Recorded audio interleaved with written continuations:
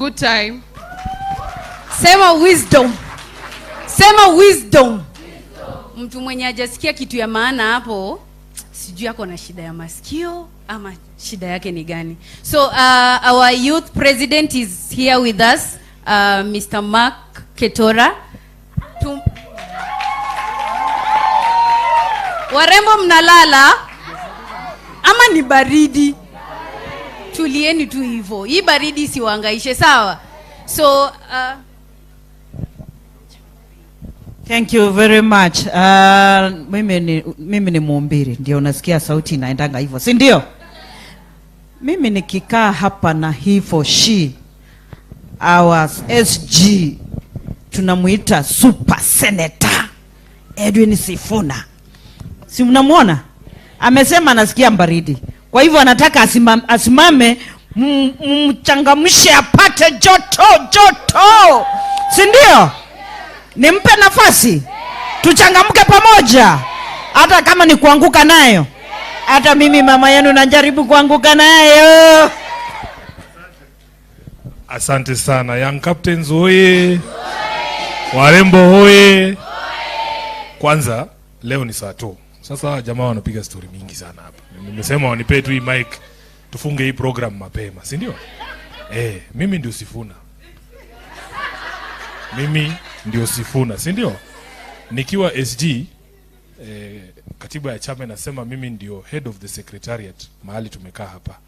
Kwa hivyo nataka nichukue fursa hii niwakaribishe rasmi hapa Chungwa House. Unaona vile inakaa. Kuna project bado najaribu kufanya. Hata hii nyumba tumepitisha juzi, tunataka tujenge makao makuu ambayo yanatoshana na chama kikubwa cha ODM. Hapa chini tulikuanga na nyasi, lakini sasa juu ya hii tent naona nyasi imeenda. So inatakana tufanye kitu hapa, si ndio? So mine is to welcome you here, and because we are here on a very auspicious day, we have lost one of the pioneer women leaders in this country, anaitwa Caesar, not Caesar, Phoebe Asio. I said Caesar because Caesar is the son and is my friend for a long time. So I wanted us to just stand up for 1 minute to observe a minute of silence in honor of this pioneering woman leader, Phoebe Asio, so that her soul may rest in eternal peace.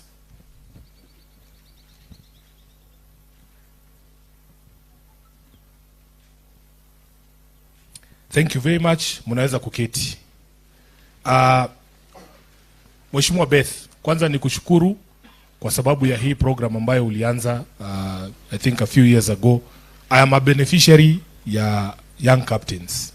Young Captains walinikampainia mimi 2022 na naonanga wakisema niko na deni yao, lakini nilikidhani nilikuwa nimelipa. Nilikuwa nimelipa deni jamani. Nini ilibaki? Hakuna. Nilikuwa tumemalizana. Kusema tu kweli. Lakini nataka niseme asanteni sana. One of the problems we have in politics ni kwamba when we hear women in politics, there is an age group. Yo age tu ya kina Martha Karua, kina Beth hawa, lakini warembo tu, young people wenye kujitokeza kuingia kwa siasa huwa hatuwaoni. And that is why I'm very proud, Beth, ya kwamba you came up with this program to involve young women in politics. I'm an alumnus of the University of Nairobi. And niko sure kuna wengine hata mlikuwa mjazaliwa hapa 2000. Kama ulikuwa umezaliwa 2000, inua mkono. Hakuna. Sasa 2001 mimi nimeingia University of Nairobi. We were at the cusp of very serious change. Sisi tulizaliwa chini ya Moi. Mimi nilizaliwa 1982. Mimi ni mzee. 1982 ndio sasa Moi alikuwa ameamua kaende sana. Mambo iliharibika.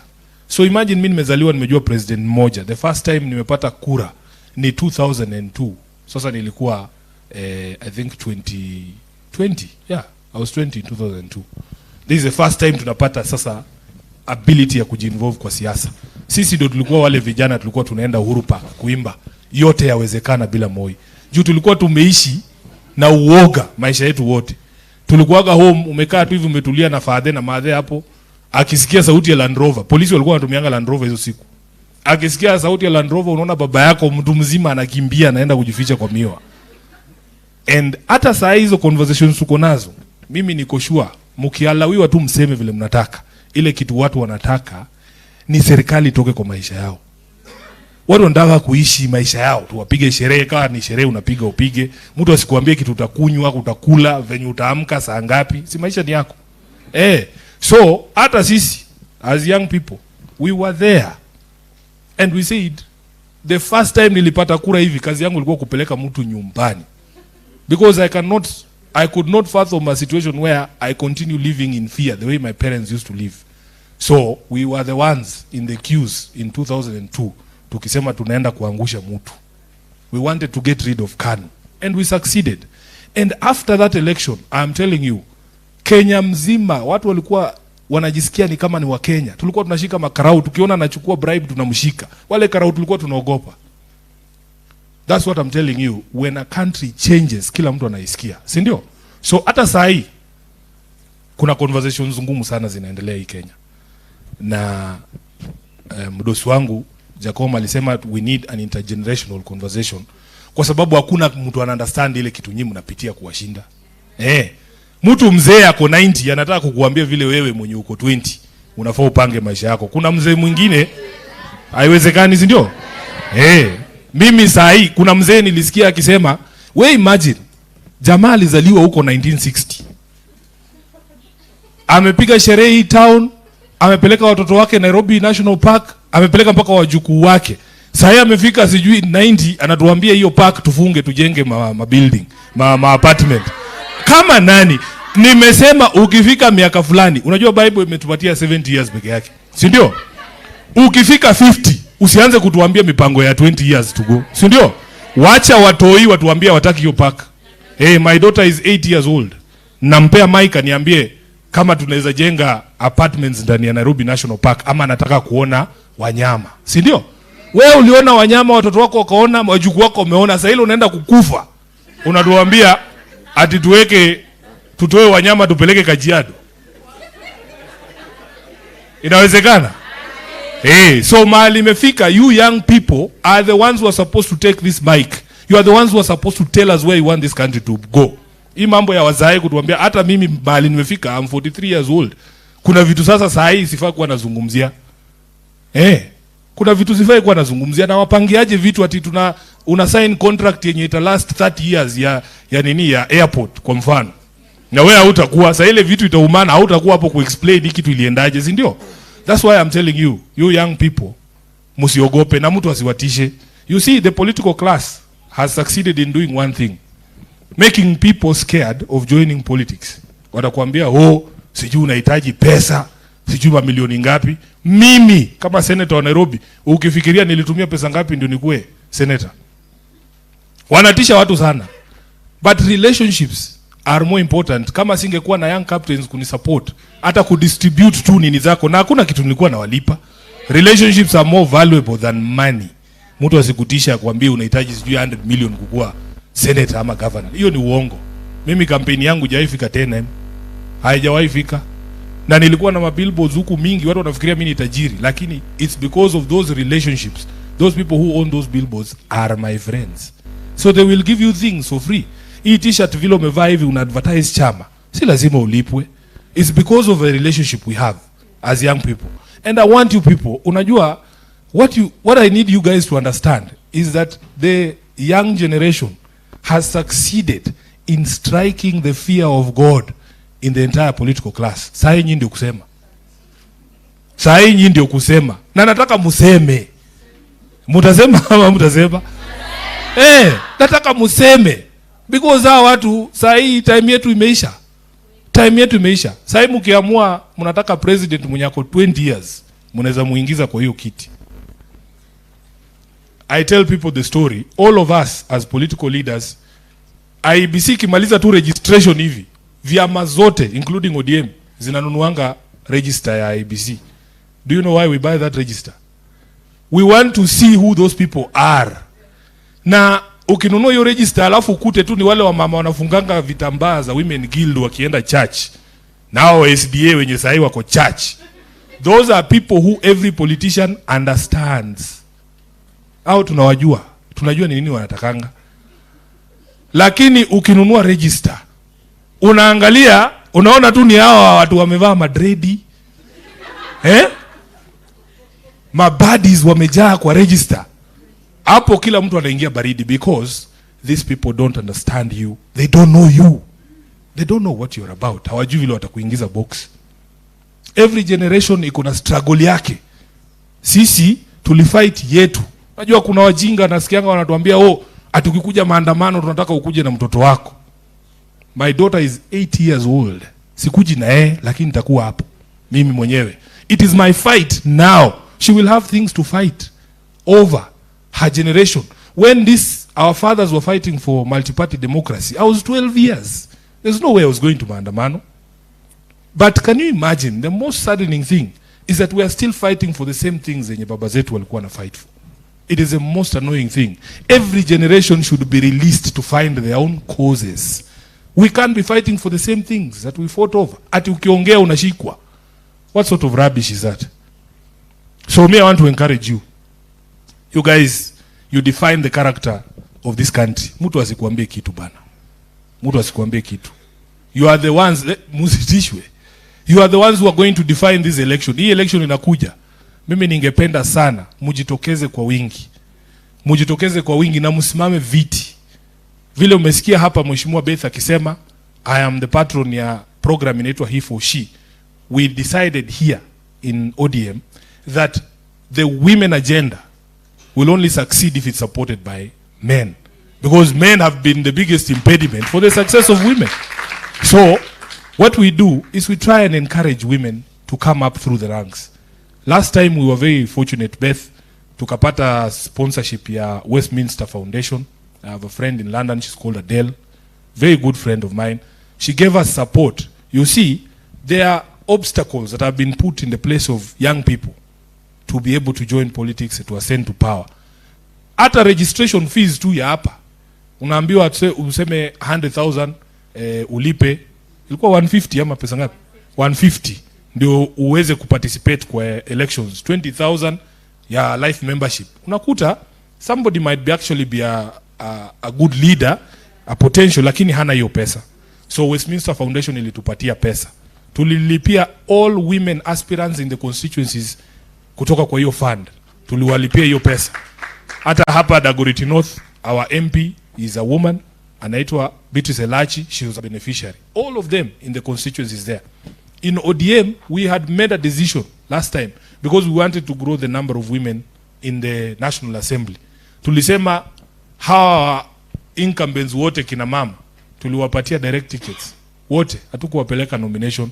Kwanza ulikuwa unakuja hapa ukisema we ni mwanaume, unasema unataka kusimama against bad girl Mili, na kuambia tu bro, wewe tafuta constituency nyingine because hakuna vile tunatoa bad girl Mili ndio tuweke bad boy Edu.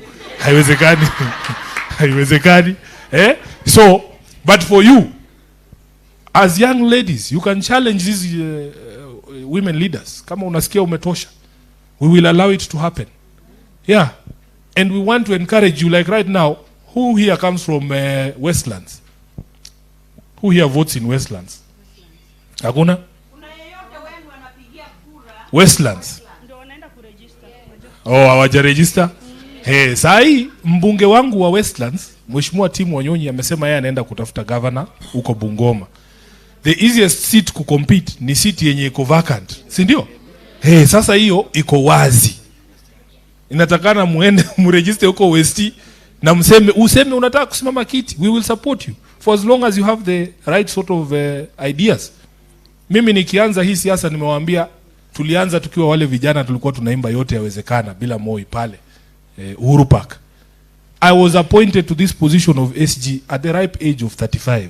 I was a youth. But mzee baba anaamini kwamba for as long as you have what it takes to do the job, utapatiwa hiyo nafasi. Na mimi, I want to be able to reciprocate by also growing leaders. In this country, what we need is a critical mass of good people. I can tell you. Huwezi kukua tu wewe peke yako hapo, utagongwa kichwa ukae chini. Lakini kama kuna sauti ambazo zinasikika, Western kuna mtu, Nairobi kunaye, huko Kilifi tunaye, young people who can stand up and say this is what we want as a direction for this country. That is how you succeed. You cannot succeed alone. So Beth, I want to pledge here ya kwamba mimi kama SG wako, kama kijana mwenzenu, nitawasupport in whatever way that I can. In whatever way that I can, so that you are able to succeed. Show up. Just show up. Just show up. That is good enough. When you begin, nobody knows how a journey ends at the beginning of a journey. Even I, when I began this journey, it was very confusing. Nobody should lie to you that they have their entire lives planned out. Sometimes you roll with the punches, but you just need to stay within a certain corridor. And sometimes the universe intervenes. But it should find you in that space. It should find you in that space. You'll be very surprised. It has taken a very long time. Ndio jina yako ijulikane jipe miaka 8. Ama mujui? It takes a very long time. You have to wake up every day to work at it. Lakini, if you have made the decision that this is something you want to do, I want to encourage you. Mtu asikudiscourage. It can work out. So just show up. Let us work together. Mimi niko hapa kuwasaidia. Politics affects you, vile amesema, every single time. I don't know which is the best example I can give. Can you imagine people who don't understand you making decisions about you? Kuna watu yani wamekaa tu hapo, tuseme kwa leo tu, sijui ni nini example gani naweza tumia. Pale bunge, how many MPs do you think understand crypto? Yeah, so you can imagine bill imekuja pale ya ku discuss crypto. Wale jamaa wamekaa pale hawana idea hii crypto ni nini, lakini yeye ndiye atavote. Sasa si ni afadhali tungeleta watu wanajua crypto hapo ndani. So wale watu wanajua crypto wamekataa kuingia bunge. Unaona? Decisions are being made by people who don't understand what is going on. And yet the people who understand what is happening actually hawataki kuparticipate. Now, you cannot know everything. That is a given. But we want leaders who can admit that they don't know everything. That you can teach me. If we are talking about intergenerational discussions, can we allow those generations to speak? Yeah, let them speak. Kila mtu ako na fight yake. Nilikuwa Our Lady of Mercy secondary school. Watoi nyinyi mnaongea vitu serious. Sasa kutoka wananiambia Sifuna, sisi tunataka uende Senate, uwaambie tunataka kushukwa nywele. Hiyo ndio issue yao. Na ni issue serious pale kwa hiyo shule, ina affect mpaka performance. Mademu wanataka washukwe. Hiyo tu. Sasa wewe unakuja hapo na kimbelembele yako na ujeuri yako, unafikiria wewe ndio unajua chenye hao watu wanataka. Hapana. Saa hii tunataka watu wasikizane. Hii mambo ya wadosi na watu wazee kutuambia vile tutafanya lazima iishe. Saa hii tunataka pia hao watusikize. Na mimi I am prepared to be that leader mwenye atawasikiza. Na hatutajudge issues za watu. Hatutajudge issues za watu. Mimi nikiwa kampo tulikuwa tunalipa 6,000 hiyo accommodation ya semester mzima. Nimeona juzi imefika 40k. Nimeona imefika 42,000, hata nilishtuka sana. My entire life at the university nilikuwa nalipa 17,000 school fees per year. Times 4 years, it is less than 80,000. Saa hii hiyo 80,000 hata itoshi semester moja. So when we talk about intergenerational equity, we are doing something very wrong. Sisi we were privileged that we were able to be subsidized in education. Tulikuwa tunapewa help na ilikuwa inakuja on time. Ikichelewa kidogo, of course maandamano kidogo, tear gas, pesa inaingia kwa account. Lakini we are denying that same opportunity to the generations that are behind us. And those are the conversations we want to have and we must have. We will respect your struggles. We will not pretend to understand. We will allow you to explain what the issues of your day are. Tunaelewana? And I want you to find expression through these political parties. Political parties, I know many of you, I have had the conversations and say, oh, these political parties are the same. Political parties are not the same. And there are safety. There are safety because it's like a home. Mimi nikishikwa leo najua ODM mzima itakuja kunitoa. Sasa kina Beth watakuja nini? As opposed to you just being somewhere alone there. Unaongea, unakujua kwa nyumba yako, hata kuna mtu anajua umechukuliwa, unaenda. So please, let us find a way to join these political parties, find expression in these political parties, take over these political parties as young people, because these political parties belong to you. Do you know ODM is a publicly funded political party? Your taxes helped us to buy this place. This headquarters is run by taxpayer money. So it is your property. It is your property. Why would you say you don't want to join political parties and you're the ones funding them? Join them and take them over. Take them over. So I am very pleased this morning to be with you. Na nataka niwa encourage ya kwamba ukianza kitu yote na kaanga, the beginning is usually very difficult. But we want to open our doors as a political party to young people. Let us have these conversations. Hapa kuna mtu atakujaji. Na muongee bana. You know me, it's usually very frustrating. In private watu wanasema vitu. Mtu atakuja kuambia hii na hii haiko sawa hii na. Lakini ukimpea mic anaogopa. Unaogopa nini? Sema so that people know what this generation is going through and what your expectation of us as leadership is. So I think nimeongea sana, but you have to be bold. You have to be bold. Yeah, there is no two ways about it. Our country is in a crisis. Our country is in a crisis. Na mimi mwenyewe kama Sifuna nimesema siwezi nyamaza nikiona vitu zikienda vibaya. You have a responsibility because history will judge you. As leaders, you have to speak out. The country is in a bad place. Sisi tulisaini MOU na Ruto tukifikiria hiyo MOU ita preserve maisha ya wananchi. That was the reason why we signed that document. We saw that there was a lot of bloodshed. We thought that the government was going to stop doing the things that they are doing. People are living in fear, even today. It is our responsibility to say, this is wrong. We don't want a country where the head of state can stand up and say, shoot people. No, that is very wrong. I mean, we don't want to live in a country like that. Hati one lege movement. Jameni. Mimi nimeenda Kenyatta na hawa huyu mama tumekuwa na yeye. Unajua mimi nimekuwa maandamano kuanzia, I don't even remember the first time nilienda maandamano. Kuanzia kwa hiyo Moi must go, IBC must go. Nimekuwa mtu ya must go. Baba while you are away, karibu baba. Imagine kutoa tu baba airport kumleta Uhuru Park. Waliua watu kama 10.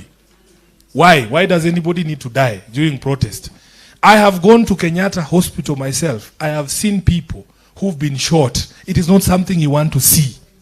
It is not something you want to see. That bullet shatters your femur. Inakata mguu ukiangalia mtu, I swear to God. If you are a leader and that is what you want for your countrymen, there is something extremely wrong with you. And this constitution ilikuja na shida bana. Ilikuja na shida. Mimi I would rank freedom over anything else. Hata kama ni kuacha kutujengea barabara.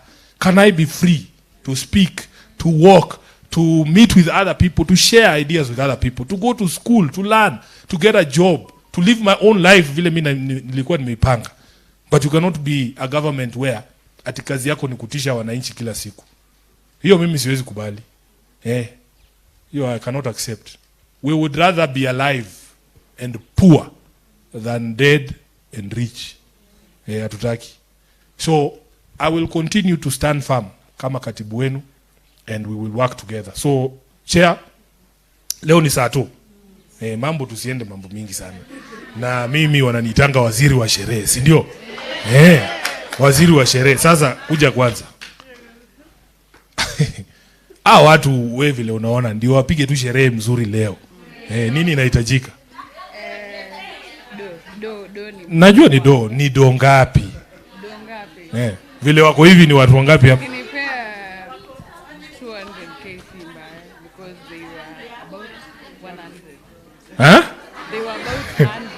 Anasema mkipewa punch mko sawa. Sasa si ni anasema? Ni amesema? Haitoshi ni? Haitoshi Uber. Haitoshi vya kwani ulitoka Ruaka? Simesema ni wa UN. Sema ni wewe hapa.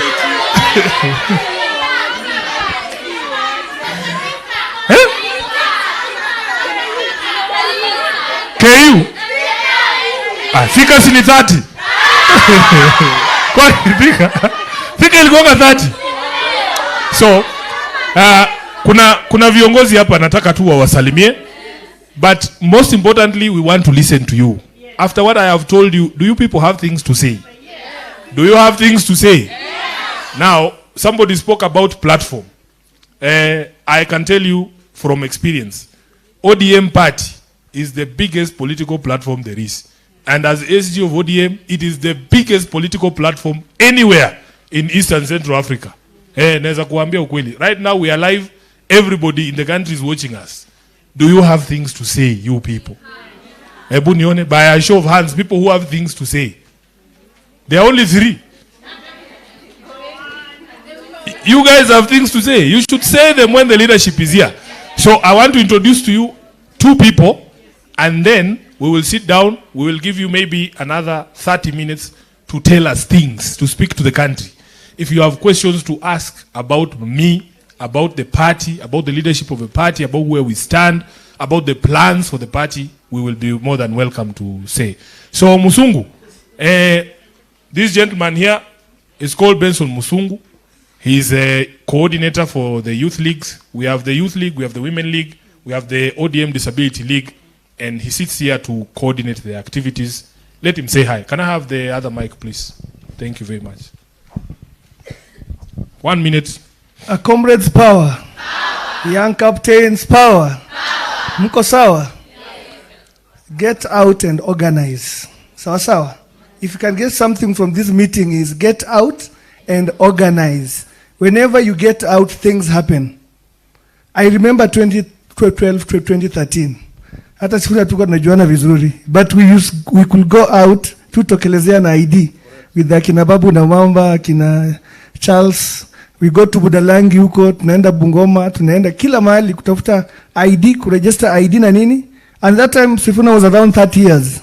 And I was mid to 20s hapo. He was very, very young, you know.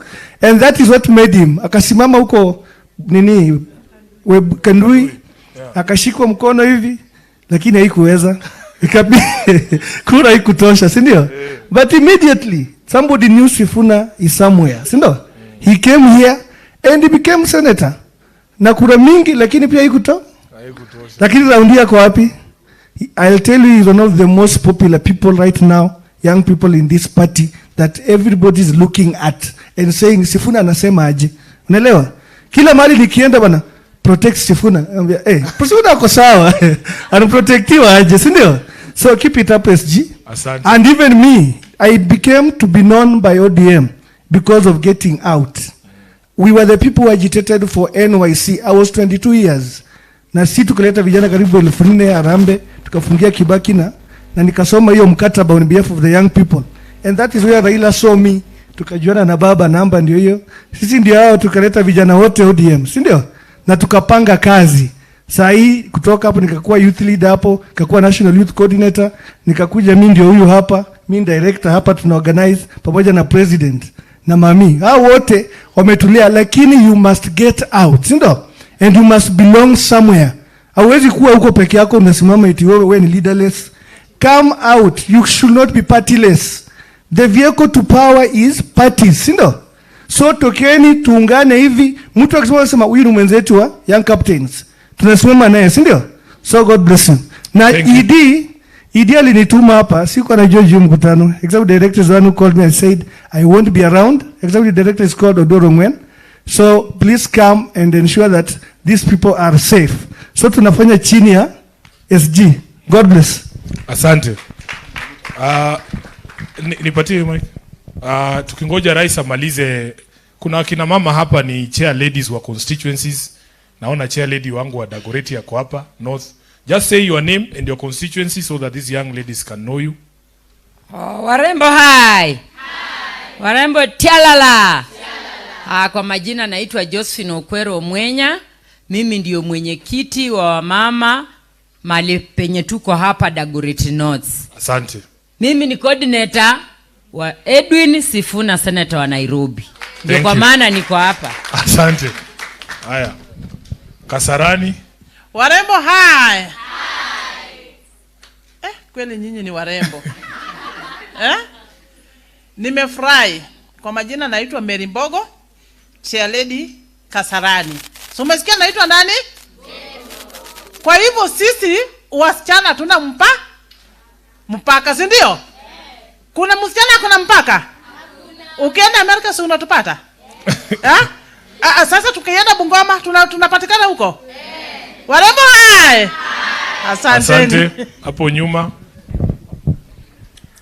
Captains hi. Comrades hoi. Haya, kwa majina mimi ni Okinyo, natoka Dagoretti South. Na wapenda na muendelee na hii kazi imeanza, si ndio? Asante. Warembo hai. Warembo tibim.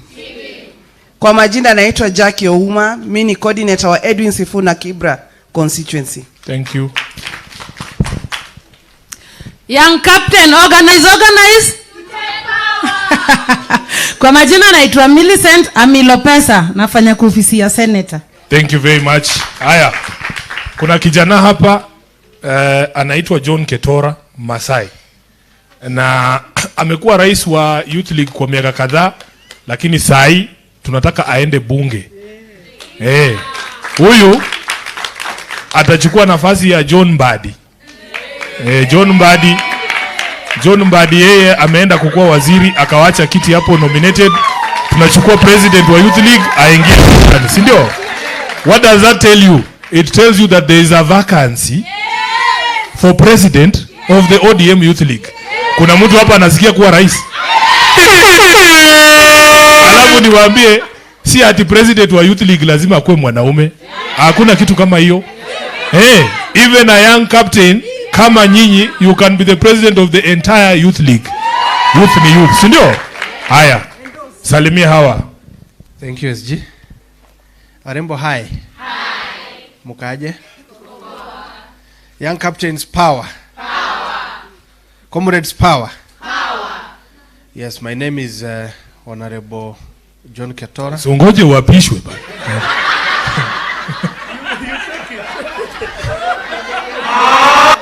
There is power. There is power in a spoken word. SG, want to really humbly thank you, because you have been a hallmark in establishing the youth movement within the ingrains of ODM party. You have really fostered cooperation between the structures, especially of the young people, and you have given us enough space. You have advocated for us to have resources whenever we need them, although it has been always limited. But that has always, the one that has come to the party, the Youth League has always gotten its rightful share. Allow me to ingratiate this congregation by pervading some wisdom. Kiingereza kubwa. Pole basi. So, Martin Luther King Jr. said in a statement,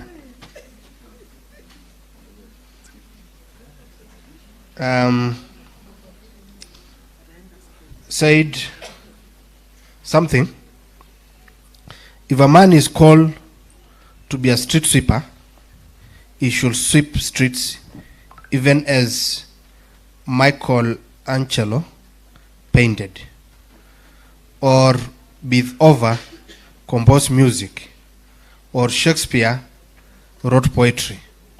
He should sweep streets so well that all the host of heaven and earth will pause to say, here lived a great street sweeper who did his job well. Martin Luther King. So what I'm telling you in this statement, you know, to be a street sweeper is one of the munted job that very few people, especially comrades like you, who are taking serious courses like architecture, law, and many others, that will not want to have such a job. But we are not, this is not just the literal part of it, the literature part of it, the literal meaning part of it. The work you are pursuing, even now, as you intend to join the ODM party, please take every assignment that you do so seriously that you give it the whole of you. And by doing so, you will be recognized. By doing so, you will be identified. By doing so, you shall be appreciated. Thank you. SG sijamaliza, nimeanza tu. Leo ni saa tu keto. Ngoja na kumbuke leo ni saa tu. Okay. Na masaa ndio haya. Ya mwisho, part of wisdom. You know now, SG siku hizi tuko na comrades chapter within the league. And comrades thrives through wisdom. So the other wisdom that I want to share besides this, Billy Graham one time described Dr. Estin, the great physicist, that the physicist one time got confused while traveling. And he kept checking his ticket, looking for his ticket throughout the train. And the conductor asked him, Daktari, tunakujua. Nini unatafuta? So the daktari said, it is not me not knowing myself, but it is me not knowing where I'm going. Anajijua, lakini ajua anaenda wapi. Ameingia tu kwa train anaenda. So in this train of life, young guys, lazima tujijue, but kujijua haitoshi. Lazima pia we must also know our purpose. Asante. And one of our purpose, kwa sababu tumeamua kuingia kwa siasa, is to be like SG, be like our beloved mama, who has always been very tenacious. Huyu mama amesimama kwa chama sana. He has never given up. Amepitia mengi. But I like his resilience as his strength. SG ya mwisho. Nimemaliza wisdom. Allow me to echo SG's statement that we signed the corporation to save this country as a party. Na endi amesign. Si uliona hiyo siku? Akisign. Akicheka na presida.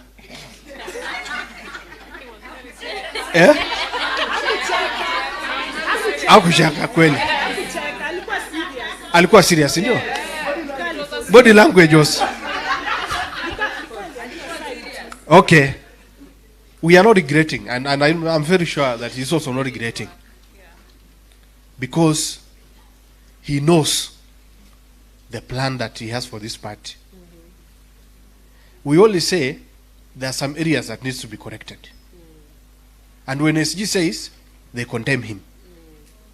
Bwana President, Rais wa nchi, one of the things that you must correct going forward, no killing of our young people. No maiming of our young people. Ukipiga mtu risasi, unajua risasi, kwanza risasi. Mimi I broke my left leg 3 years ago. Kuvunja tu, that leg has never been back to its normal place. Imagine kama hiyo ingekuwa ni risasi. Will I be having that leg again? No. So what we are saying, Bwana President, we don't entertain killing our people, injuring these people. What we need is what Baba said. National intergenerational conclave. We need to talk so that they get to be heard. And once they are heard, their voice, what they say must be implemented. Asante. Ya mwisho. Ketora. I want these young ladies to be on the news live at 1. You see, they have already set up for us there. We are going to speak to the country, so please, 1 minute, please. Tafadhalini, register yourself as a member of ODM. Hiyo mmeshafanya? Also muingie youth league. Alafu, make sure you are also a voter. Thank you. And make sure you are a voter within the city. Thank you. Na hapa kuna ward inaitwa Kileleshwa, kuna ward hapa Westlands. Ingia hapo. SG ya mwisho. warembo wetu. Ukiandika list ya Nairobi ya nomination list, SG please have at least 4 of them in that list. Asante. Asante sana. Haya, wa mwisho ni Mheshimiwa MP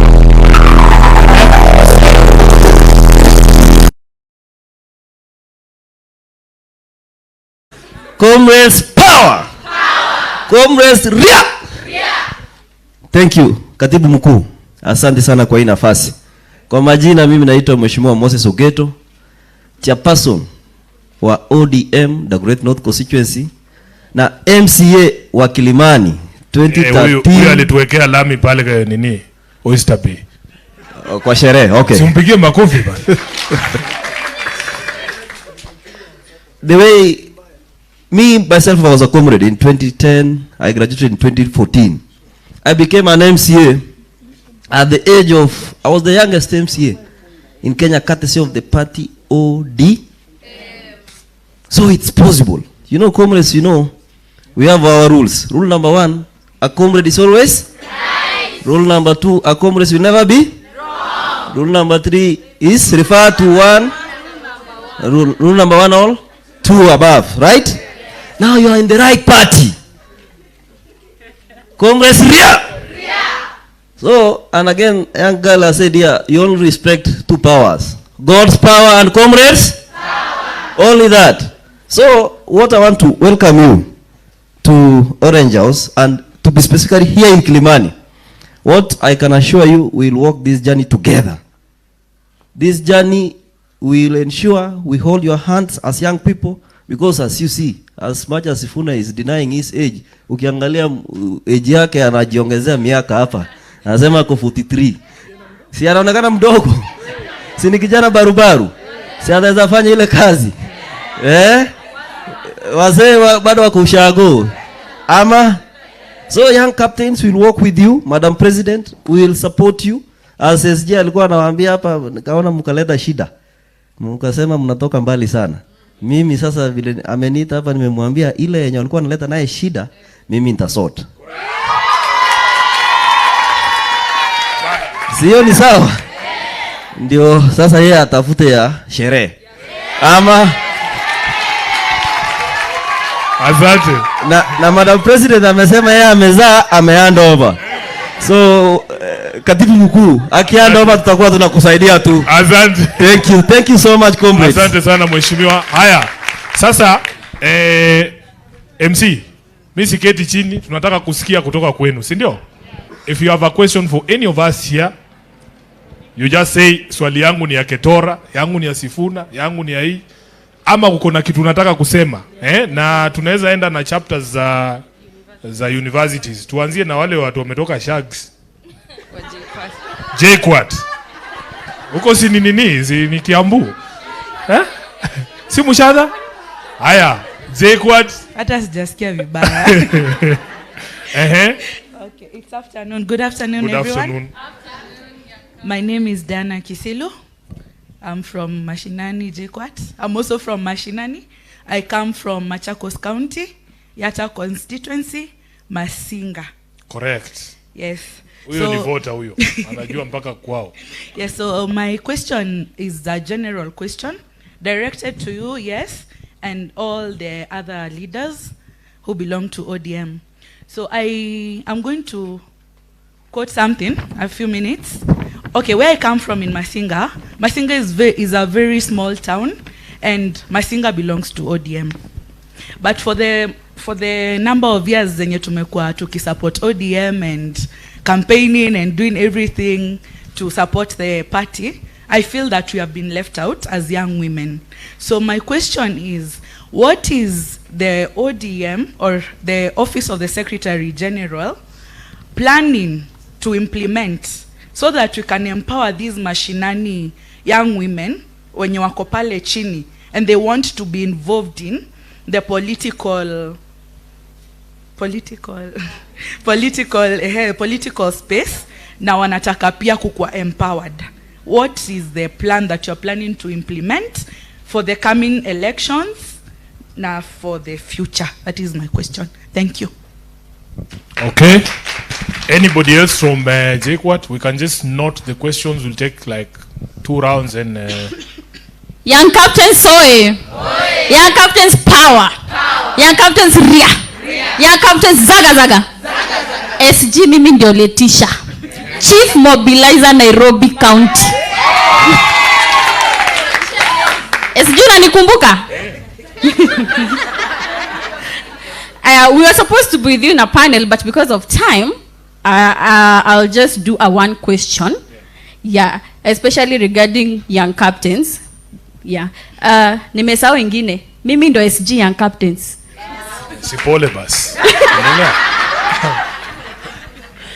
What role can the young captains lobby group play in promoting youth empowerment and leadership? Sisi kama young captains, una expect tufanye nini ndio to promote youth empowerment? Sisi wote ni mayang na sisi ni majenzi. Lakini si wote tukitoka hapa tumamua sisi ni odi. Tukitoka hapa sisi hatuko partyless, ndio? So role gani una expect tufanye ndio tuongeze numbers 2027? Yes. Thank you.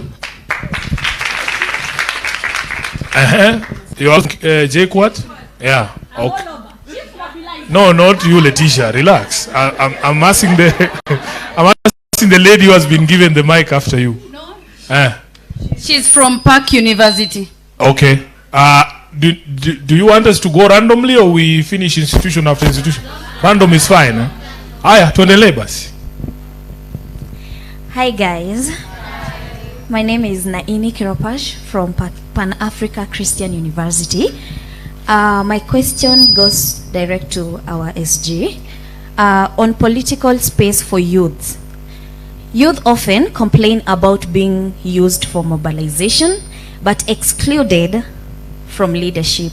How do you respond to that concern? Another question is on the funding and opportunities.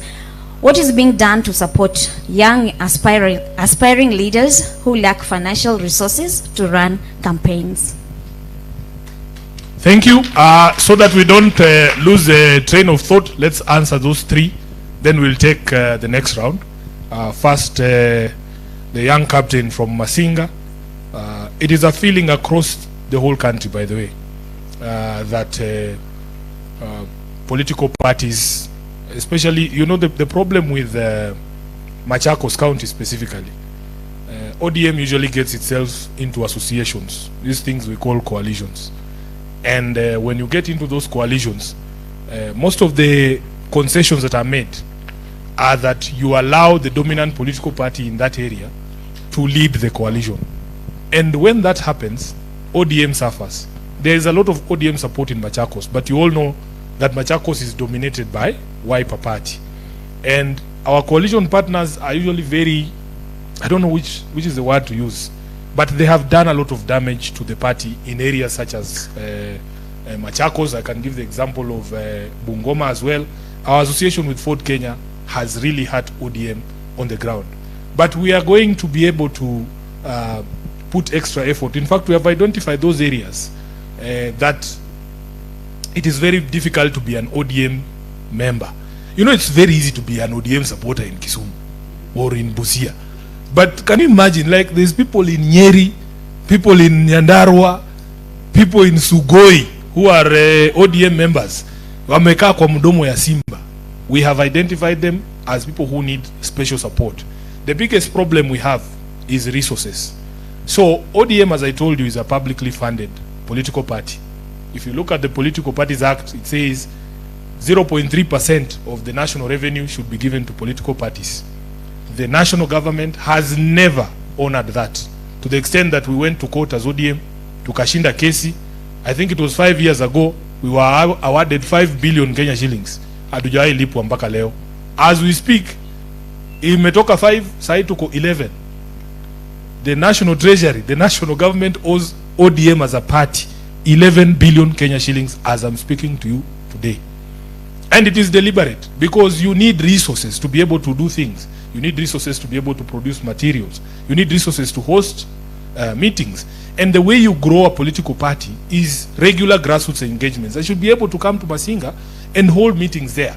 I have told people that there is no other way to identify leaders other than forums such as this in the grassroots. Ndio ukikuwa pale Masinga umekaa, upee sasa kama wewe tukupatie mic pale uweze kuexplain issues za pale grassroots. When people are sitting here in Nairobi at the headquarters and they're asking themselves, we have this nomination slot and we want to give somebody from Machakos, who can we give? They will remember the person who spoke at that meeting in Masinga. That is how leaders are identified. You have been told here the story of Benson Musungu. It takes only one opportunity for you to catch people's eyes, and the eyes of the people that matter, who can be able to say, we want that young lady who spoke that day on the day when we were having a meeting with young captains. So I accept, I agree. We are very strained financially because of the things that I have told you. Wamekataa na pesa yetu. But we said we will not be crippled because we know they are doing it deliberately so that they cripple the activities of the party. We are doing our best. I want to assure you, especially because now when we get into August of this year, we will only be left with 2 years to the elections. We need to start our preparations for the elections in 2027. We need to start identifying candidates for various slots in the MCS seats and so on and so forth. But ODM has tried. I can tell you ODM has tried.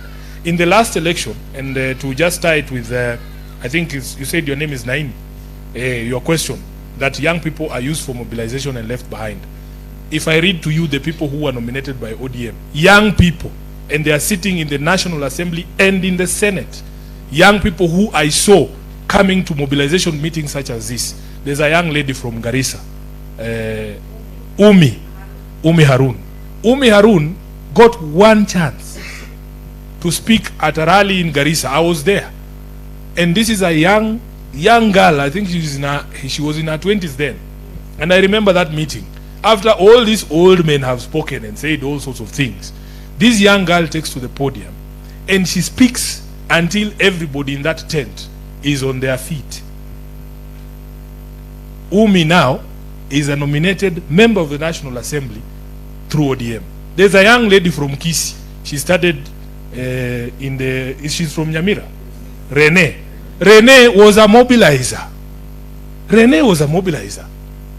And she's now a nominated member of the National Assembly. She has assured me that in 2027 she doesn't want to be nominated again. She now has the capacity to run for women rep of Nyamira.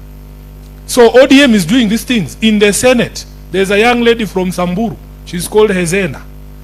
The first time I saw Hezena, it was at a meeting like this in what is that place in Magadi called? Not Magadi Road. Yeah? Yes, there was a meeting there at Olaro. And she was given that one opportunity to speak and mobilize votes for the purposes of the party. She's now a nominated senator. We sit with her in the Senate.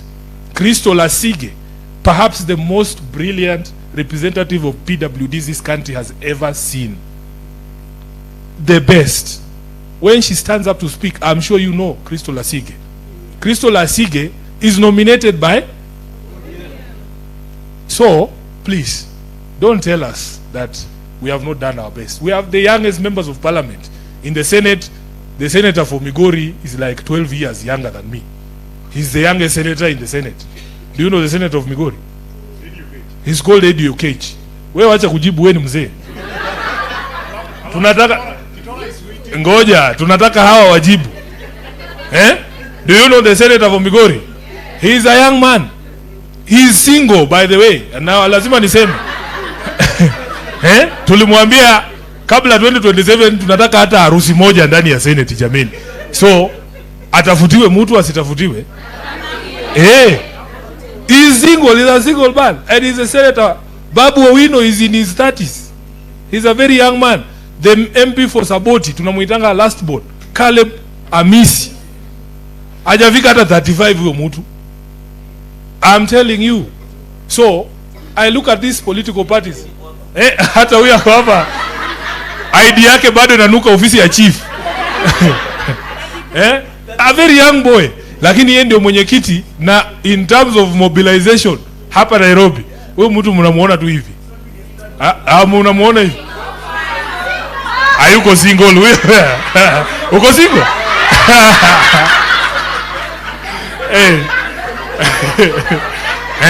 Haya.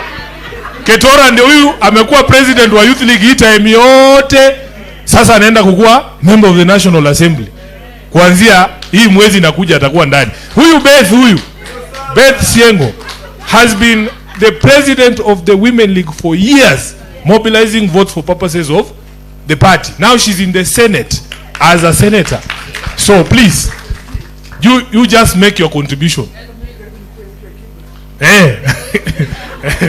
So I want to assure you that this political party, I have seen people who have made contribution. They have always been rewarded. There's a lot of propaganda out there, but I have living testimonies. I told you my own story. When I became SG in 2018, I was 35 years.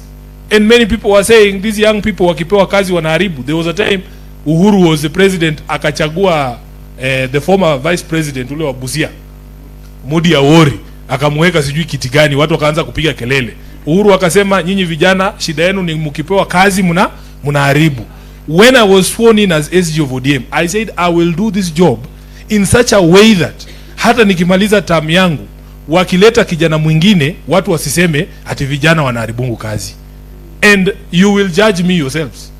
History will judge whether I've done a good job as SG, but usiharibie vijana wenzako nini sifa. So when you are there, just know that the whole world is judging your entire generation from the behavior of one person. Then Letitia, you asked what role you can play in youth empowerment and leadership. I want to tell you this.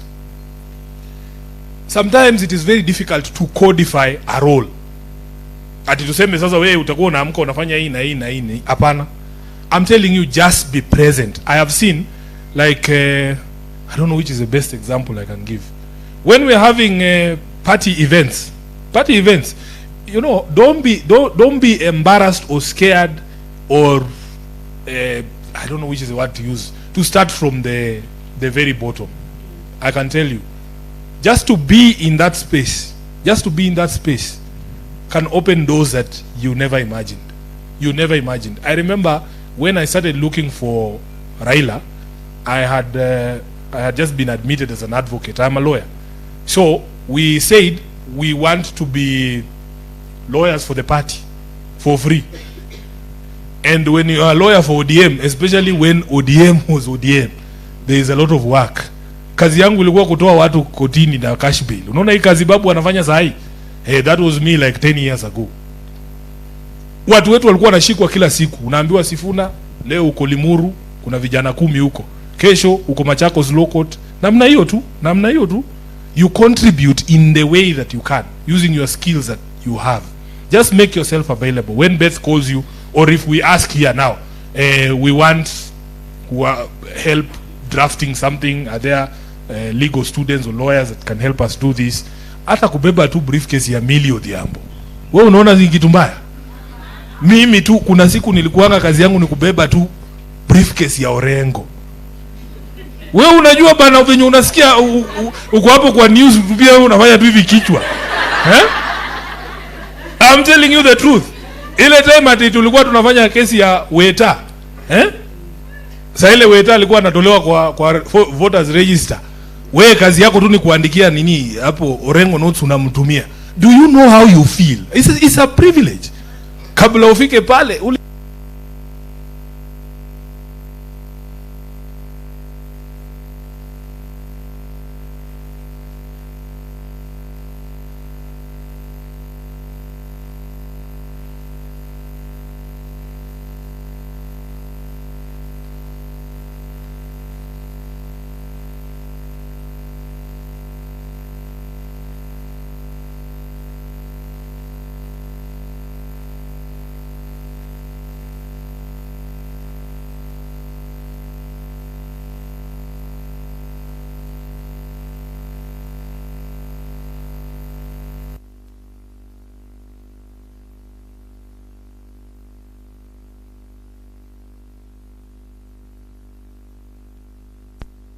at KTN.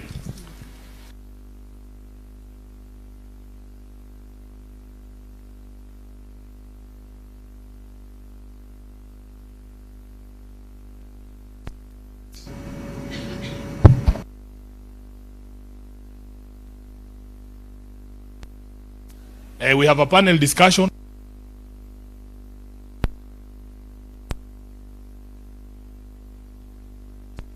Noka huko Mombasa. The office says kuna huyu wakili, wacha tumtume, tunajua anaweza kufanya hiyo kazi. The first time nimeingia kwa studio mimi, unaenda kuongea juu ya chama na wadosi wote wako huko Tononoka, unajua hiyo pressure. Lakini you walk in there because you have been in that space, in that circle, you do what you can. And from that time onwards, they were no longer calling the office, they were calling me directly. You never know, just be in those spaces. But sisi, in terms of support, we will support in terms of making you aware of the opportunities that are available. Sindio? So let us just be in this space, Letitia. Let us be in this space. You never know what opportunities will emerge for us to work together. But for as long as we know each other, it is very easy and possible for us to open doors for each other. I think I have answered all the three. I can see, what is the issue, boss? You want to go live now? Yeah, but you see, hii ndio tulisema musikize ground. Hawajamalizana na mimi. Lakini tutakuja tukue live saa 7, si ndio? Kuna swali zingine hapa tujibu haraka haraka. SG, before the next question, kindly allow me to recognize a friend and a partner who has worked with us, and she's in our midst. Phoebe from Oslo Center. Simama tu tukuone na utuwei. Hi Phoebe. Asante sana for the support. Much. Yeah. The Oslo Center really. Wasichana muendelee kujituma. Aya, patia huyu aulize swali, na tunataka kuwa kwa news. Leo tuko kwa news na nyinyi. Tunataka kutrend. So tuingie hapo saa 7 tu nini? Tuongee na watu. Na mtaniambia wale watu wataongea pale, mimi siongei. Na maswali mjibu. Hi young captains. Hi. First, I want to congratulate you. Yesterday we had an event at Karen KCB Leadership Center, and you were awarded as the best performing senator countrywide. Oh, thank you. I saw the message, yes. Asante sana. But unfortunately, I didn't see you. You are not there. But I've seen you. Yes. Oh, ilikuwa Friday, jameni.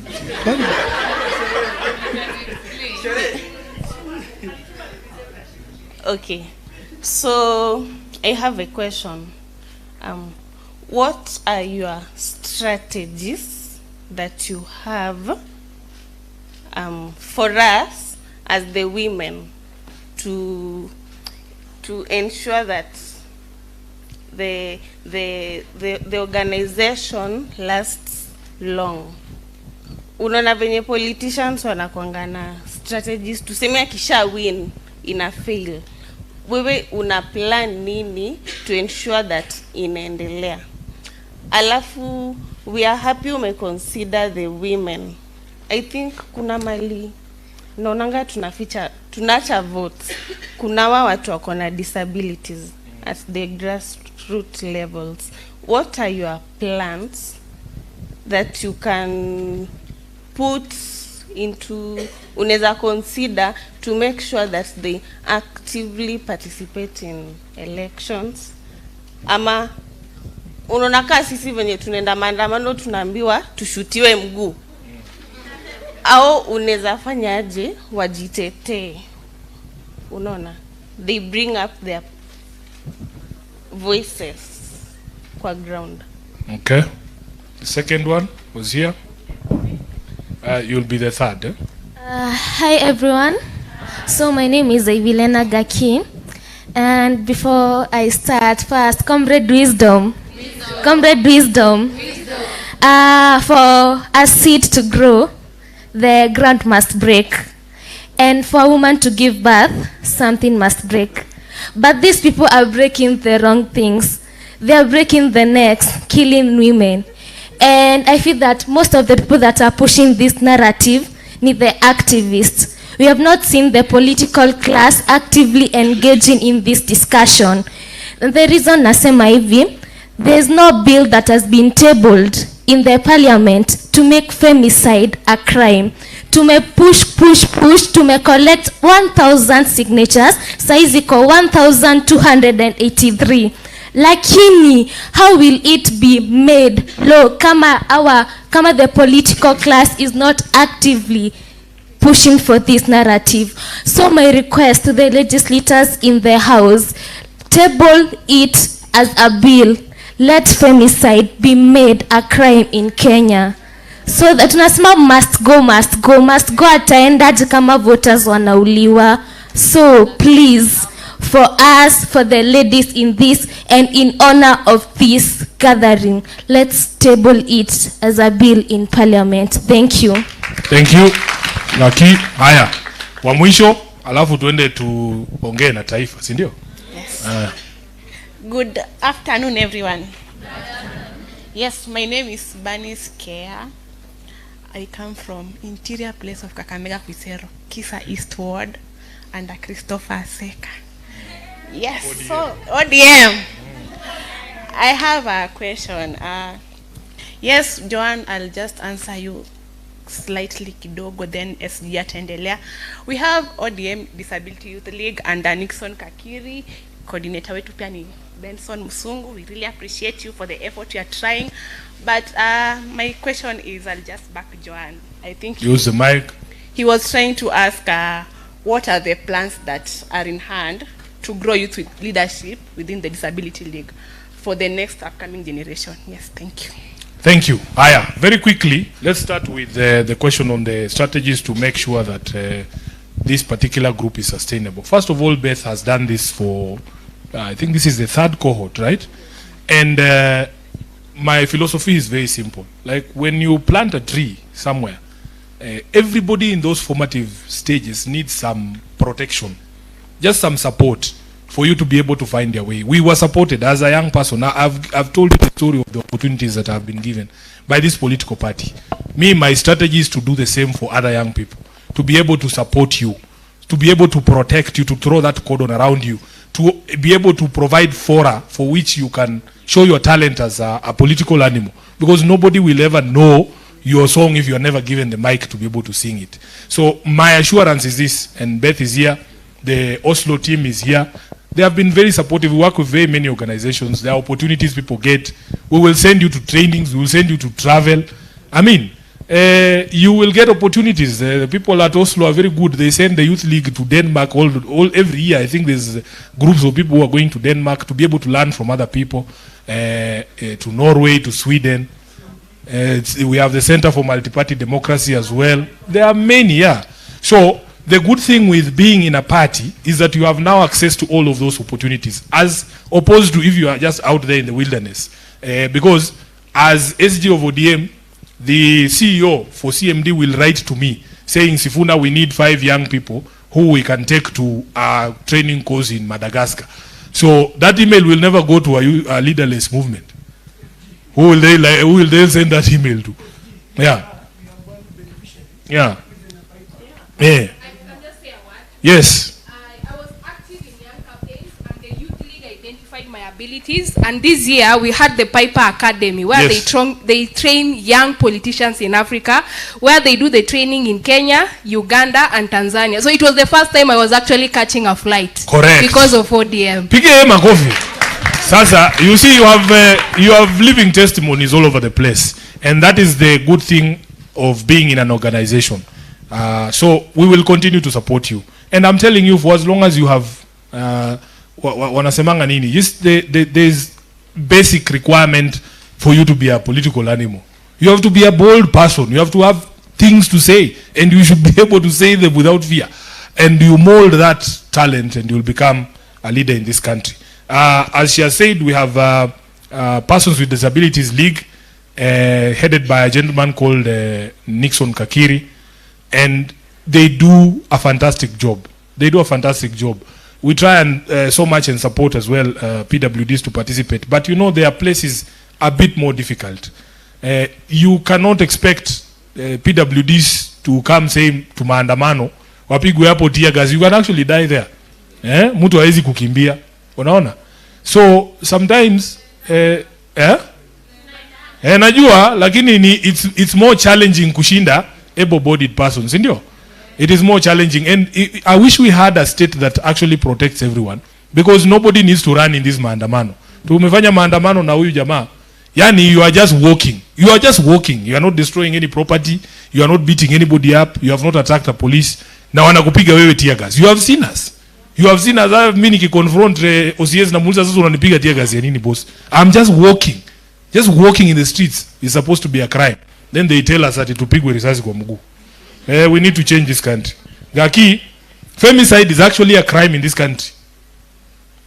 It is a crime to kill any human being of any gender.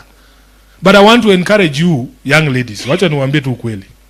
Ama boyfriend hawaishangi. Ukiwa kampo, isikuwe serious sana. Mimi ndo nawaambia, in fact nataka tusikizane hapa kitu moja. Now you because now we know each other, you will be the ones to invite us to your campuses to talk to you and your students there. Let me tell you, I tell young men, mtu kama mimi ukiniona hivi, nimekataliwa mara ngapi? Mara mingi. I mean, si lazima upewe, na kuambia ukweli. Hata sisi hata mimi nimekataliwa mara mob. Si eti ni kitu ati unaua mtu juu yake. Hala? Unaenda unaoga unarudi soko. So hii kitu kwanza kampo mtu asikudanganye. Hizo relationships msichukulie serious sana. Wewe soma upate degree yako utoke hapo. The relationships that will matter are the relationships that you will have when you can stand on your own feet. I'm telling you. Mimi hata nikihesabu watu wamenikataa hata mnaweza shangaa. Ni wengi. Hata wife yangu mwenyewe tukiwa kampo alinikataa. Sasa hii ni story nimesema mara ngapi? I've said this story so many times. Lakini nilirudi ground, nika strategize. Tukaoga. Unajua pia dem anataka kuona pia mtu anakaa huwezi aibisha tu dem, hata dem hataki kuonekana na wewe mbele ya mabese zake. Utafute pia kakitu, hata akisema anataka kuona movie ama anataka kushika mzinga ama county. Lazima kimateli hivi boss. Lazima ujitengeneze pia wewe. Ndio hata by the time sasa alikuwa anarudi tukikutana like 10 years after kampo. Pia mimi ni kitu sana. Akaona kitu si mbaya. Tunaweza ongea. So you have to work on yourself. Hii mambo ya kuuana kampo ati kwa sababu ya mapenzi. Hiyo kitu ni kitu ya ufala sana na inafaa ishe. But taking the life of a human being, it doesn't matter the circumstances, is actually a crime in this country. You have seen that many of those people who have been charged, kama ule dem alipatikana Thika ameuliwa, si walishika hao makara wawili walikuwa involved. All of them are facing prosecution as we speak. In this parliament, Beth, we have discussed this issue on many occasions. I remember there was a motion in the Senate last year and also in the National Assembly to condemn this question of killings. And there is no justification. There is no justification for you to... Yani, hata kama umeenda kuona boyfriend, that is not to... Mtu asikuje kukuambia ati wewe mwenyewe ulijiingiza kwa hiyo shida. Hakuna kitu kama hiyo. You didn't go there to die. It doesn't matter what you're going to do. You did not go there to die. That was not part of the deal. Mtu kama mumekosana yeye kuache uende kwenu. There is no justification for young people to die in those circumstances. And we as leaders will continue to support. So, yes.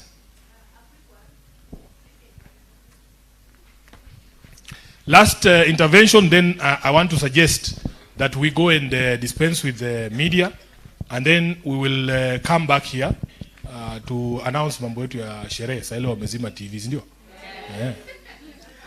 Comrades, wisdom. Hi everyone. I'm Chief Kirui from the University of Nairobi, and I come from Bomet County, Longisa Ward. Mine is, I don't know if it's a question, but maybe a question is inside. Bwana SG, I want to ask, back in 2022, I'm one of the people who are in Azimio, me and others. But then in Bomet, we didn't have a structure, or rather, we didn't have the procedure or anything like the order. So what are you doing to make sure that in 2027, or as we continue, we don't feel like orphans. For example, in 2022, the only connection that I had, that I know personally and he know me personally, is Papu Owino. But catching him, kumshika, was Ni sawa, tunakuelewa. You understand? Kumshika haikuwa rahisi. So what are you doing? And another thing is that I can tell you for sure, in Bomet, we have untapped, opportunity for ODM, because we have always been, tumekuwa kando, aturiso na wengine, so musinione kwa hiyo pande ingine hiyo. We always have people who are defiant. Yeah, we have deviant spirits in Bomet, but we don't have the right structures and all. To finish, where is Bwana Oketo? I'm also single.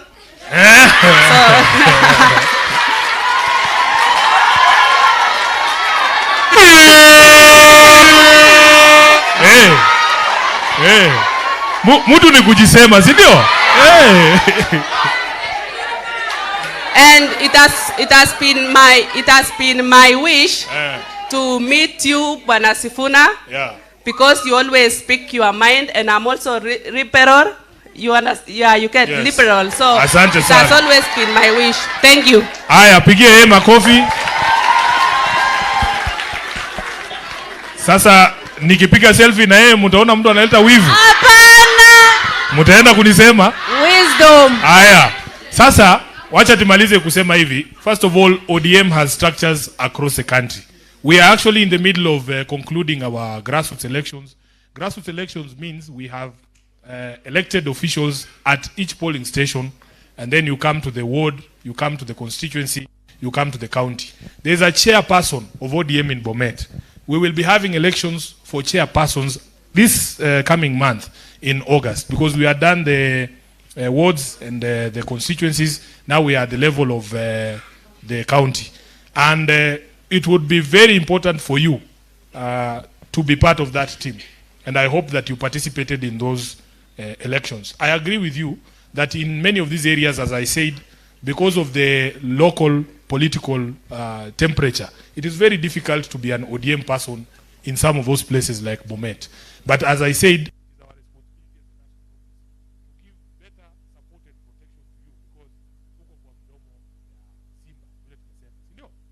sasa nataka tufanye hivi, tunataka tuende pale tuongee na media ya Kenya. Sasa nataka mnipatie watu watanisaidia kuongea, kwa sababu Kimbali ya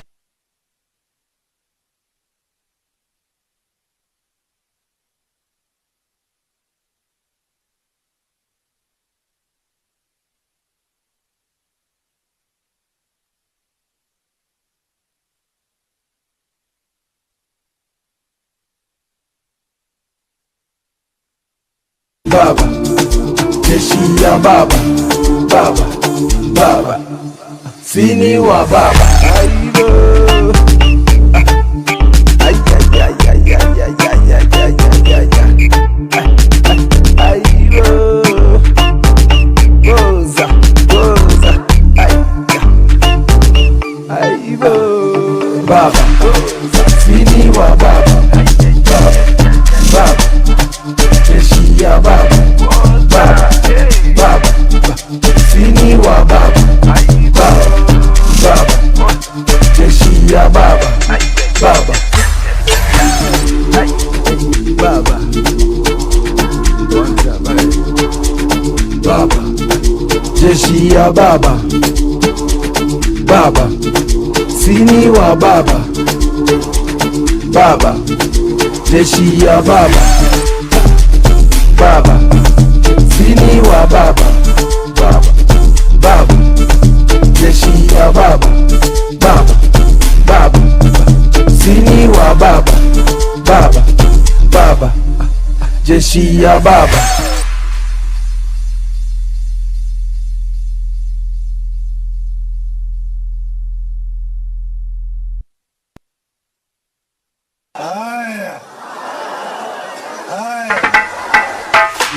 main switch production.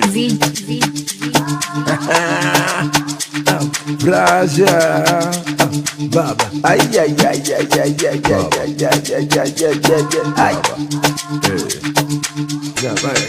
Sini wa Baba, Baba, jeshi ya Baba, Baba, sini wa Baba, Baba, jeshi ya Baba, Baba, sini wa Baba, Baba, Baba, jeshi ya Baba, Baba, Baba, sini wa Baba, Baba, Baba, jeshi ya Baba, Baba, Baba, sini wa Baba. Aibo. Ay ay ay ay ay ay ay ay ay ay. Aibo. Goza, goza. Ay. Aibo. Baba, sini wa Baba, Baba, Baba, jeshi ya Baba, Baba, Baba, sini wa Baba, Baba, Baba. Good afternoon, members of the press. Are you ready? Are you ready?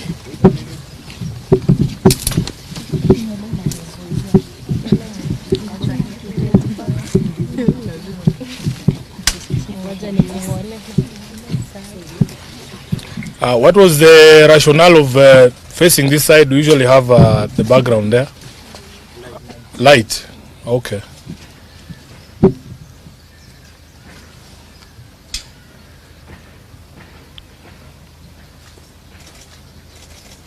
So I'm waiting for you.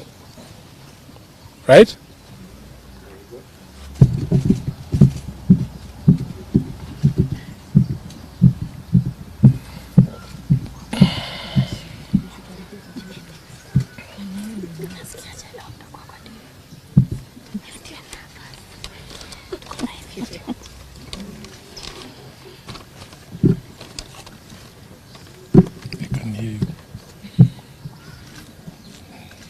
That's one thing you will learn. The mic is always live. Bro, unaweka watu wote hapa saa to juu ya mtu mmoja. Si tuendelee? If the rest of you are okay. Eh? Si ndio umekuwa ukituharakisha hapo. Tulikuwa tunataka tukuje one sharp. So I think we can start. We can start. Ladies and gentlemen of the press, before you here, we have a Young Captains, which is a chapter of the ODM Women League that focuses on young women in politics. And I want to hand over to the president of the Women League to provide that context. And then we have a few of them who will say a few words on behalf of the team as to why they are here. And then we will take questions, but those questions will not be answered by Sifuna. Those questions will be answered by the Young Captains, and I will be requesting on the behalf of this team here that those questions remain relevant to the discussions we have had today. Mimi munaweza nipata siku ingine mahali popote na muniulize maswali ingine yoyote, but today is about these young ladies. So karibu sana Mheshimiwa Beth Siengo. Thank you, SG. Good afternoon. Good afternoon. I'm Senator Beth Siengo and the ODM Women League President, or the Women National Leader. We are today here with the Young Captains. These are young ladies drawn from different universities. And as ODM, we are a progressive party. And we believe in involving everybody. And we prefer to have active participation in political processes of young women. Our mentorship is practical, and that's why we are here today to launch the Young Captains Chapter 2025. These are going to go out there and recruit more members into our party, ODM, and they will have chance, and they have been given a platform to make sure that they actively participate in decision making in this country. And because today is not our day, it is for the young ladies who are here, beautiful and colorful, then I'll give the chance to them. Thank you. Thank you. So we will start with you, then just say a few things. Okay, thank you very much. My name is Alionya Roslyn, but my young people here call me Alionya, the first class honors degree holder. So in ODM party, we are privileged to have allies. I must appreciate our party leader for providing us with a platform through the SG and the president of the Women League, because we have been able to come on board and be vocal just like our SG, because we have gotten the mentorship right from them. My call to my fellow young people, the Gen Zs out there, we cannot continue to be tribal, to be partyless. We cannot continue to be leaderless. Look at what the SG of Orange Democratic Movement is doing within the party. We must restructure the systems within the party. We cannot change the systems when outside. You can reject, you can inject when still in the party, and there is democracy in ODM. To my young people in universities, politics is not only for the male gender. You can see me here. I am a young person. I joined the Young Captains in 2021 when I was just a second year. And look at me, I am able to address the press today. I am able to stand, to have a privilege to stand where the SG and the senator in Senate, Madam Beth Siengo, is. Please come on board. Whether you are coming to blog for the party, come on board. Whether you are coming to do videography for the party, come on board. Not everyone in political parties can speak like I am speaking, but you can do videography, you can do campaign messaging, you can do the graphics. Please come on board. Join even any other political parties. Zara kama ODM haikufurahishi. But do not say you are partyless. We cannot continue to be partyless. Ama namna gani? Thank you very much. I'm taking questions. Okay, she'll take questions. Where is come, Kimberly, come. Good afternoon, everyone. Good afternoon. I'm Kimberly Grace from the University of Nairobi. We are really happy to be in this auspicious event, and we really want to thank the Honorable Raila Amolo Odinga, Baba, through our SG Sifuna and our Madam President. They've organized this event where young women get a platform to voice out. We cannot say, as my previous predecessor said, we cannot say we are partyless. ODM has given us a sense of belonging. We have a reason to be in ODM. This is a party that is full of inclusivity. As you can see, we don't discriminate either by gender or by color or any other thing. And as you can see, our beautiful women are here. We are all happy to commemorate this day. Thank you. Asante. Who is left? Kavita. Oh. Hi everyone, my name is Kavita Raquel, from a student leader at the University of Nairobi, and I would like to thank this party for welcoming us as young people, and for saying that they will listen to us as young people. And just to point out, the mission of this Young Captain Party is to empower young people, especially women, to take up leadership roles and participate in decision-making processes, meaning that we are not advocating only for women, we are also advocating for men. So I would like to urge my fellow young people to join this party, and let us move in with one agenda, and that is making Kenya our home and a better place. Thank you. Thank you. Wow. And again, the last thing, as a student of the University of Nairobi, given a platform, I must address our issue, and our current issue is accommodation fee. And as student leaders and the University of Nairobi students, we are saying accommodation fee must fall. Thank you. Lastly, the lovely Letitia will take questions. Yes, I'm Letitia, Secretary General, Young Captains. Any questions? Yes. Yeah. Yes, from ABC. Mm-hmm. You said we should confine ourselves to whatever you discussed. SG clearly talked about about, she'll answer, but you clearly talked about the pact that you have with ODM. What trend as ODM are you sending for these young ladies who are aspiring to be leaders and SGs of parties, with UDA not adhering to the pacts that you made, especially extrajudicial killings? They are still ongoing. Youth empowerment, it is nowhere to be seen. We have seen even police brutality. So is this the trend that ODM will continue with? And secondly, to the president now. Umi is under you. She is a nominated member of parliament of ODM. She clearly stated rigging will happen. That was not Umi. It was Do not you know Umi. Umi? Yes. You don't know That was Umi? not Umi. Okay, anyway, answer first. The main aim of launching these young captains is to bridge the gap between the old generation and the new generation. And as you see, our SG here, actually it's not about UDA, it's about what we are under ODM Women League, and ODM Women League is under ODM. So as young captains here, we are not under UDA or any other party. We are under ODM and ODM Women League. And our main aim is to bridge the gap, because we want us young generation to be listened to. Correct. Yeah, and we have used ODM Women League and ODM party so that we can address our issues, and our issues will be heard. Yes. Thank you. Any other question? Yes. No, she's the only one answering. I'm questions. answering on her behalf. Okay, I'm with K24. Yes. My question would quite reiterate what Abby had asked. So, does it not disturb you that ODM, the party which you're under, is having a pact with the leading party in the country that is not heeding to the fundamental values, such as value for human life, like the SG had mentioned? We are under ODM, right, as I've told you before.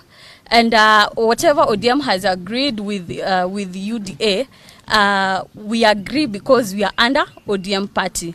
And also as a young generation, those our issues like extrajudicial killing and all those things, we'll be addressing them to the ODM party, and they'll solve it with the UDA party, in case that is the thing you're saying. Okay? Fine. Aya. Your party leader recently said that the country needs an intergenerational conclave. Is this meeting one of the strategies you're using, or your party is using, to engage the young people, or to employ that to ensure that that happens? It's a yes or a no, and this young captains, it has not started today. We are just launching it. It has been there since 2021. We are just relaunching it for the campaign 2027.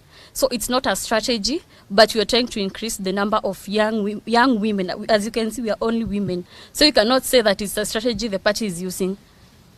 Aya. Si niliwaambia watu wanakuanga na maneno. Haya, sasa wacha kuharas huyu mrembo. Haya, uliza swali sasa, swali mbili ya mwisho mimi mwenyewe nitajibu. Alafu tuende nyumbani, leo ni saa 2. Yes, Kennedy. What is your take on the intergenerational national talk that has been advised by your party leader? I think this is what exactly is happening here, because if you look at me and Senator Beth, we don't come from this generation. These are our younger sisters, and we have taken the position that you must never discount dialogue. You must never refuse an opportunity to discuss your issues or to talk. And when you sit down and listen to them, you get different perspective on the issues in the country. I have said when we were in there that we need to get to a place where certain decisions are only left to younger generations. And I've given the example of a suggestion that was made by one of the elders in this country to build apartments in Nairobi National Park. And my position is that we should ask the children whether they want to continue seeing animals at Nairobi Park or they want to see apartments. That decision surely cannot be for people over the age of 70. So it is important to have these conversations. I was giving the example that when I was at the University of Nairobi, in the early 2000s, we used to pay only 6,000 shillings per semester for the accommodation. Now they're telling me it's upwards of 40,000 Kenya shillings. And this is something that as a generation who enjoyed that benefit ourselves, we must be fair to this generation also and give them a chance at education, and not to stifle it by making it expensive for them to go to school. So how do these issues come up if you don't talk? But what they have told us is that now the older generations need to do less talking and more listening. And as a party, ODM, we are committing here today that we will do more listening than talking. And when we give these young people opportunity to speak to the country, please don't harass them the way you are trying to harass them. It is not fair. It is the first time that this young lady is answering questions from the press, and I have done this for 8 years. This can be very intimidating. So muwapeleke pole pole hata nyinyi. Ndio tuwakubalie wafanye nini? Waongee. Si ati ukiongea unaanza kuulizwa maswali mingi, hapana. Muwasikize. Sawa? My name is Omalo from West TV. My question to you as SG, you've expressed your regrets as a party signing an MOU with you. So do you consider getting out of the MOU, or you have to... That is not a decision for Sifuna. That is not a decision for Sifuna. You know how decisions of ODM are made. They are made after meetings of organs of the party.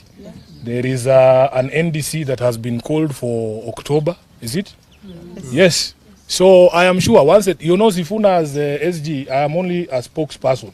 And a spokesperson cannot speak for themselves. You say things that have been resolved. So I am sure you will be welcome to Mombasa during the NDC.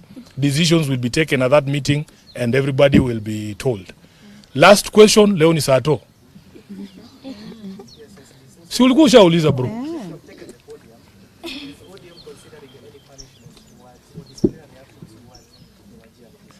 First of all, let me tell you that as a party we already condemned any member of parliament or any person standing up to claim that they will interfere with elections. As you know, ODM has been a victim of election rigging for many, many elections.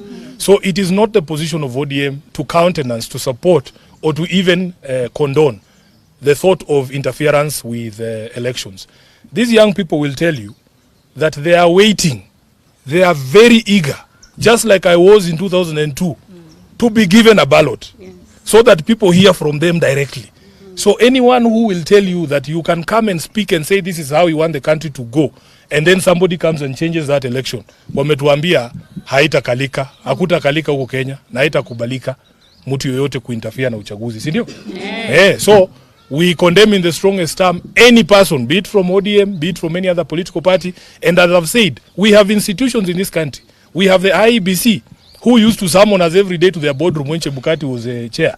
For even a minor infraction, I would find myself there answering questions every day. We want the IEBC to summon these people who are threatening to interfere with elections, not just condemn in a letter. We want them to be summoned there. And the NCIC, because we all know what happened in 2007. The precursor of the violence was the interference of the elections of 2007. So anybody who's talking about interference with the election is actually a threat to this country, and they must be dealt with. I want to call the NCIC and IEBC. Summon these people. ODM will not protect anyone, even if it is from within our ranks. Thank you. I want us to...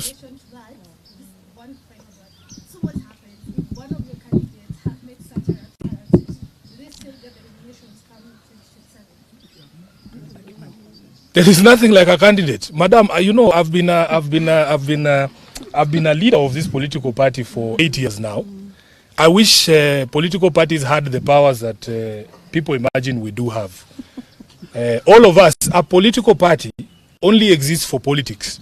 If, for instance, today I go and beat my neighbor at home, that is not a matter you ask ODM, what are you going to do to Sifuna? That is criminal conduct. That is why we are saying there are institutions who should enforce the law. If I go and break the law there, today I go and drink and fight in a bar, you don't ask Raila, what will you do to Sifuna? No. I should be arrested in the police and be taken to court, because political parties don't enforce criminal law. There is institutions for that. That is why the police exists. So anybody breaching the law, breaking the law, should be subject to the law. And that's what we are saying. For us, we can only condemn and disassociate ourselves from such pronouncements as believers in democracy. Thank you very much. Mungu wabariki. Always a pleasure to have you here. Asanteni sana.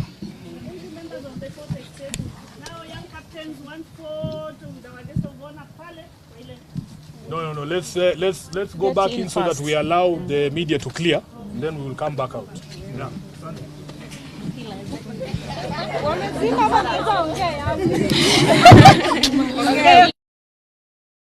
Sini wa baba, baba, baba. Jeshi ya baba, baba, baba.